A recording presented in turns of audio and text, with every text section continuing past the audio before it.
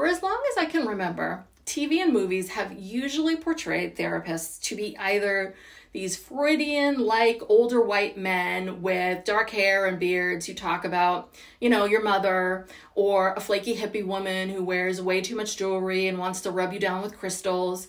And usually they're the butt of the joke. They charge too much money, right? They ask these questions like, how do you feel about that? And just when you're about to have a breakthrough, they say something like, oh, your time's up.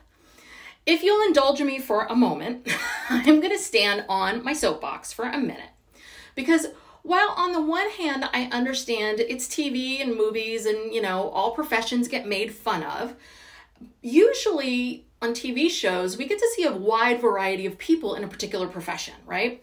We get to see a wide variety of police officers, lawyers, teachers. But when it comes to therapists and people in the mental health world, you don't really get to see a lot of shows with a lot of therapists in it, which is why I was super excited about this new show, Shrinking, right? So if you're not familiar with Shrinking, it stars Jason Segel and Harrison Ford. And it's about this guy, Jimmy, played by Jason Segel, who's a therapist who lost his wife a year earlier, who's struggling with grief.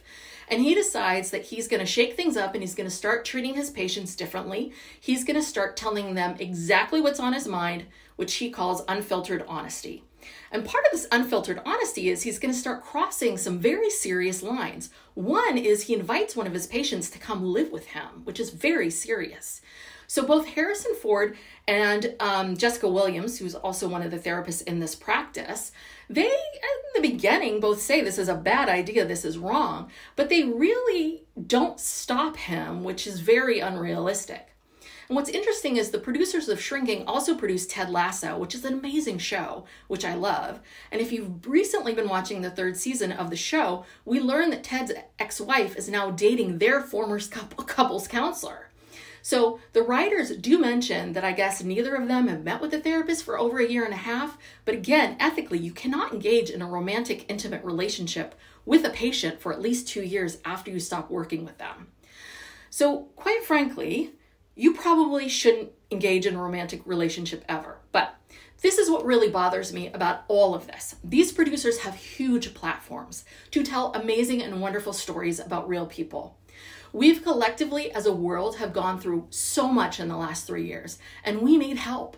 We finally destigmatized our perceptions of mental health, and people are seeking help.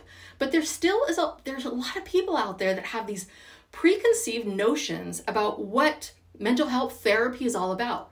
So why does Ted's ex-wife need to date the couples counselor? That doesn't move the story along. It just makes couples counseling look bad and pointless. Why is the solution to Jimmy's grief to do something unethical that could harm his patient and make the entire profession look sloppy, like we have no boundaries? And why are his friends and colleagues co-signing this terrible behavior? I want to hear from you. Are there other therapists out there that feel the way I do? Is this all me? Is this all in my head and I should just get over it? Am I being too sensitive? All right, I'm stepping off my soapbox now. Follow me for more tips. Thank you.